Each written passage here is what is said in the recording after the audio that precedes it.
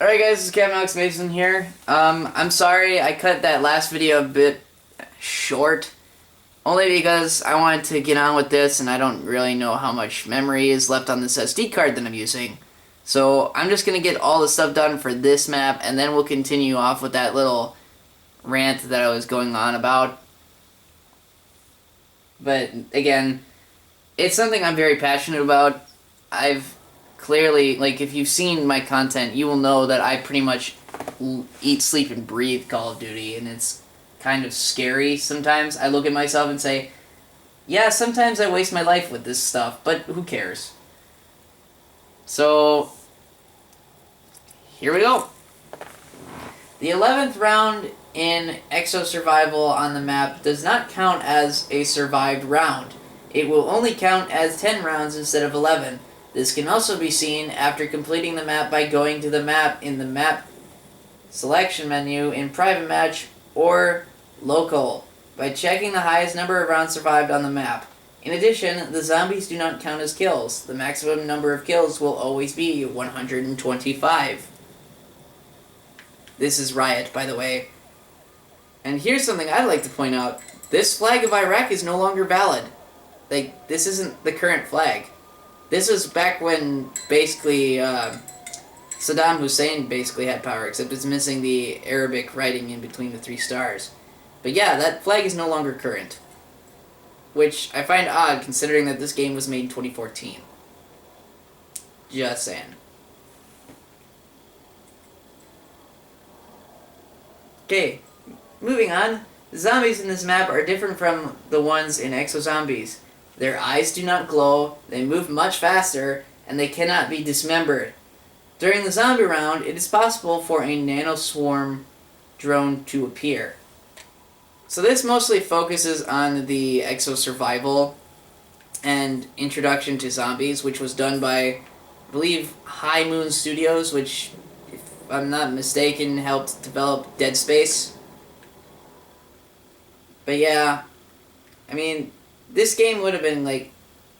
It's not that I didn't like Exo Zombies. I mean, it still kind of had that creepish-like vibe. But it's... Nothing can ever compare to what Treyarch does for their games. Which is kind of the reason why I wish they would only have one developer work on zombies rather than have it be 3. Because eventually, if they keep making more and more of these zombies... like, games with zombies in it, it's gonna become so so repetitive that people will stop playing it. You don't want that happening, considering that, you know, it is one of your biggest, your biggest source of revenue in a Call of Duty game. And if you keep making more of this, people will get, eventually will get tired of it. Because not only does it not add an interesting story, keep adding all these meh characters to it, but it's probably not going to be, well loved as it was anymore. People would get bored and get tired of it, and, there's just not enough innovation. If you're going to keep pumping out zombies, you might as well just make a separate zombie game. People have been asking for that for quite a while, I myself included. I would rather see a zombie game, like a standalone zombies game, with a campaign and all that other stuff added to it, than see this boring piece of junk added to the game. But yeah, back onto what we were talking about beforehand with the future games coming down in the pipeline. They said, I'm going to actually go back to the article and read it again. Without discussing too much about what we've got in our Call of Duty pipeline, I can also say that fans are going to love these games as well. Or those games as well. We've never been more excited, neither creatively nor commercially, of our 3-year Call of Duty slate.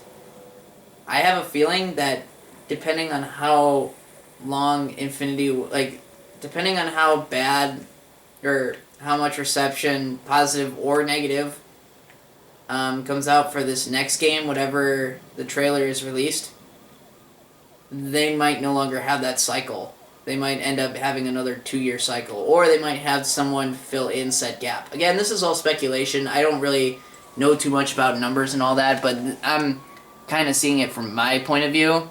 If I were in charge of a company like this, I would probably say, hey, you're no longer making a game that anyone likes anymore. I'm going to have to let you go.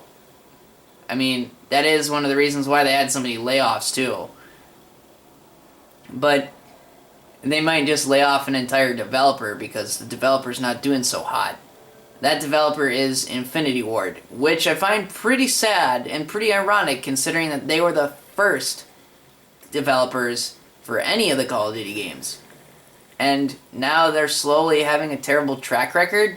I mean, Ghosts, yeah, arguably it was a pretty bad game, but, you know, I'm at the point where I'd rather have had a sequel to Ghosts than have a piece of shit game that takes place in space. It's not that I didn't like the space setting, but, you know, that more belongs in something like, say, Destiny, Star Wars, or anything like that. Anything space-based. But when Call of Duty basically, like, rooted itself into, like, down to Earth, when you go up in space, you kind of ruin the point of it being down to Earth. Which is another thing they like to say. They said, oh, we're going to be boots on the ground for this game. Well, yeah, in a way that you're partially right, except for the fact that you can still wall run. It's not boots on the ground then, is it?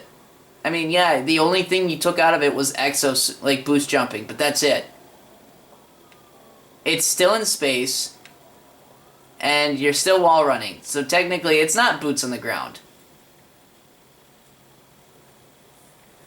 And then you keep hitting us off with, like, then they managed to somehow screw up Remastered, and that's one of the reasons why I rarely play it now. And they added new weapons, which, I mean, yeah, I mean, who doesn't like to get new weapons?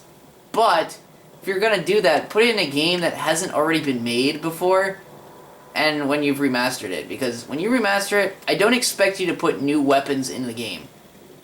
I don't like that. Because those weapons never were there, and then you put in stuff that people never asked for. They just said, oh, we want this game upped with better graphics. That's it. We don't want anything else. You put it in anyway.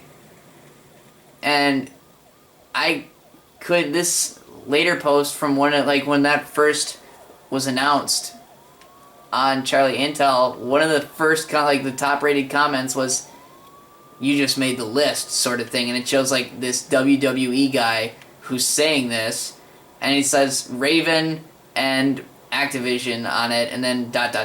with the quote, you just made the list, gif of a wrestler. I don't know what wrestler it was, but it's like, that couldn't be more far from the truth, because we expected you to make a game that everyone knew what was going to be in it already. That's kind of why it's called Remastered. You don't go and put something in like that. I mean, you put something little, like so little as, say, like call signs and all that, sure. By all means, fire away. You put something significant in, like, say, a weapon or a bunch of melee weapons and supply drop system, which nobody asked for, yeah, there's gonna be beef. There's gonna be a lot of beef. And people are gonna be triggered. I kid you not, I have, like, if I get on, I rarely play the game now because of the fact that there's supply drops and a bunch of other stuff that I never asked for to be in the game when this game was originally made in 2007 and they goofed it up in 2016. The other thing, though, that they brought up to my attention was the fact that they said, oh, discussing a lot about our stuff, and the fact that they said, saying traditional combat was back. I don't know what they mean by traditional combat, and I think that statement was a bit vague. Now, obviously, they don't want to tell us too much about it, but, you know, when you say, like, traditional, like, what counts as traditional in their minds? Like, World War II traditional? Like, you know, boots on the ground without any of this stuff and actually focusing on real wars? Because I see that as traditional. I don't know if they do. I'd still like to see them make a Korean War game, but considering that no one's done it before, I mean, why not? You've pretty much already done something like this before. Like, who gives a shit? And a World War One game, or although because Battlefield 1 did it already, you're gonna have to wait a bit before you ever even had the chance to do that. Or better yet, I'd be okay with making prequel games, like games that tie in to the plot lines of some of the most popular trilogies, like Modern Warfare or Black Ops. Like, have like short missions where you play with, say, a person, like, you get to see Captain Price in the days of him being an earlier soldier. I'll be right back.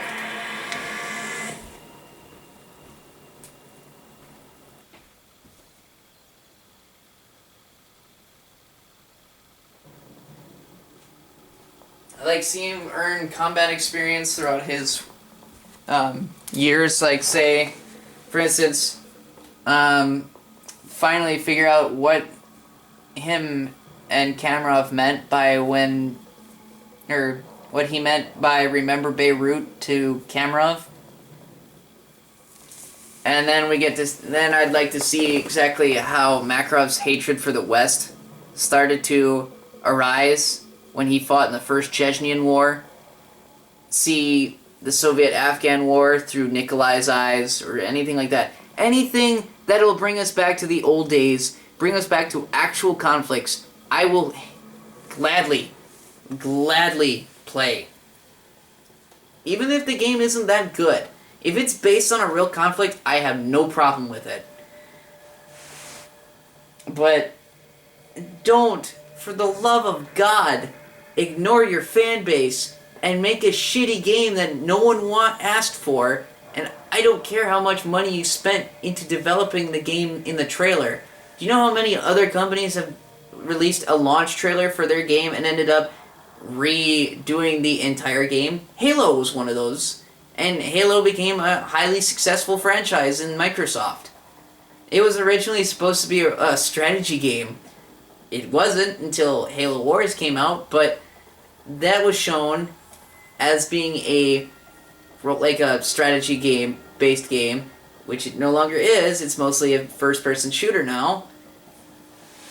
So if that tells you anything, maybe you shouldn't do you shouldn't make a game just because you oh, well, it's now become the most disliked video on YouTube. Let's do it anyway. You didn't even report your pre-order sales, which usually says a lot about your game. Because if you're not making enough pre-order sales, that's bad. Compared to all the games, including the bad one that everyone, forbids anyone to talk about, I'm talking about Ghosts. Oh, sorry, I said it. That did terribly. Pre-order sales have never been this down. So I really hope that they learn something from this, and I'd really hate to see Infinity Ward go because of this. Because, honestly, as bad as Ghost was, yes, I still thought it was a good game. At least it was boots on the ground, and most of those weapons, if not all, were based on real live weapons that exist today. The MK-14, the M9 Beretta, the Honey Badger is actually a real weapon. And I really kind of wanted to figure, I was kind of hoping that that would be the case for this year when Infinite Warfare came out. I was hoping that it would be a Ghost sequel, but it's not. We don't get a Ghost sequel, and what kind of sucks about that is you don't end games on a cliffhanger. Because you almost want to expect the game when it launches out to not be a success, so that way if you ever thought about making a sequel, the game at least ends in a way where people don't necessarily want a sequel. You don't end it where, oh, the main character gets kidnapped, and then we see him in a hole and we don't know what happens next. We don't even know the outcome of the war or anything like that. We just see him get taken away, and we're like, wait, what just happened? What's gonna happen? We gotta know. It doesn't happen. That's disappointing. But yeah, that's it. I haven't done one of these rants in a while. I'm gonna stop right there before I make this video too long. Anyway, I'm Captain Alex Mason. See you later.